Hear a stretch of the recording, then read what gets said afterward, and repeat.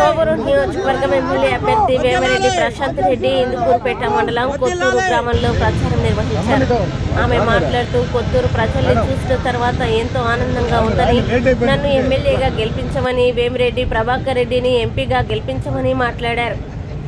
నేను ఎమ్మెల్యేగా ప్రమాణ స్వీకారం చేసిన తర్వాత నుండి నిరుద్యోగ సమస్య లేకుండా చూస్తానని, ఇళ్ల స్థలాలు, గుడి, బడి, వైద్యం, రోడ్లు సమస్యలు లేకుండా చూస్తానని మాట్లాడారు. ప్రతి ఇంటికి చదువుకునే పిల్లలకి 15,000 రూపాయలు, వృద్ధాప్య పెన్షన్ నెలకి 4,000, రైతులకి 15,000 రూపాయలు మన ప్రభుత్వంలో సంక్షేమ పథకాలు ప్రజలకి అన్ని విధాలుగా అందేలా చూస్తానని, మీలో ఒకరిలాగా సేవకురాలిగా ఉండిపోతానని చెప్పారు. జిల్లా అధ్యక్షుడు వంశధర్ రెడ్డి, కైలాసం శ్రీనివాసులు రెడ్డి, మారుబోయిన శ్రీను, వీరేంద్ర నాయుడు, నెల్లూరు శ్రీనివాసులు, రంగారావు, రామచంద్రయ్య, చెంచుల కిషోర్ బాబు, కుమార్ నాయకులు పాల్గొన్నారు.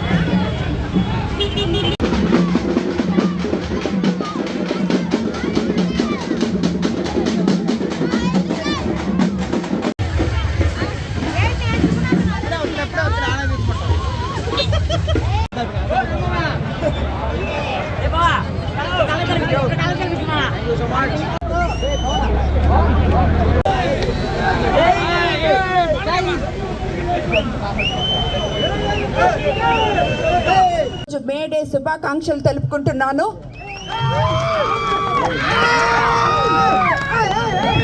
మీ అందరికీ తెలుసు, నేను ఉమ్మడి ఎన్డీఏ ఎమ్మెల్యే అభ్యర్థిగా చంద్రబాబు నాయుడు గారి ఆశీస్సులతో మీ ఆడపడుచుగా మీ పార్టీ సామాన్య ప్రజల పార్టీ కాబట్టి మీరందరూ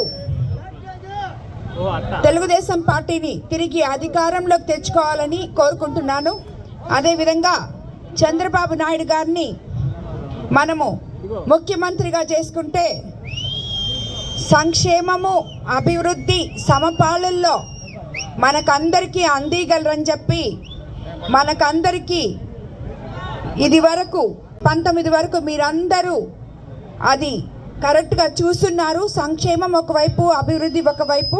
ఈ 5 ఏళ్లలో మనము గ్రామాల్లో కానీ ఎక్కడ కానీ ఒక్క అభివృద్ధి పని కూడా జరగలేదని మీకు అందరికీ తెలుసు. చేసుకొని సంక్షేమ పథకాలు కూడా తెచ్చుకోవాలంటే తెలుగుదేశం పార్టీ అధికారంలోకి తిరిగి తెచ్చుకోవాలి మనం. మీకు అందరికీ తెలుసు, బాబు గారు చంద్రబాబు నాయుడు గారు బాబు ష్యూరిటీ భవిష్యత్ గ్యారంటీ పేరుతో మీ అందరికీ ఎన్నో సంక్షేమ పథకాలు ఇచ్చున్నారు.